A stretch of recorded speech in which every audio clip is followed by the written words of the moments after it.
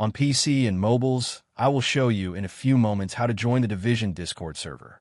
It's the same method on both PC and mobiles. For this, we will open a browser on your PC or mobile, can be whichever. In my case, I will use Microsoft Edge.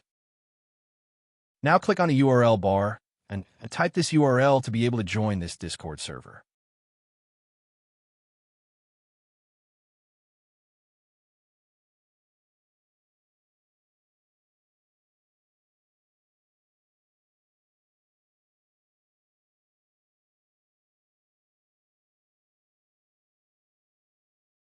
Doing this will automatically start your Discord application if you have it installed.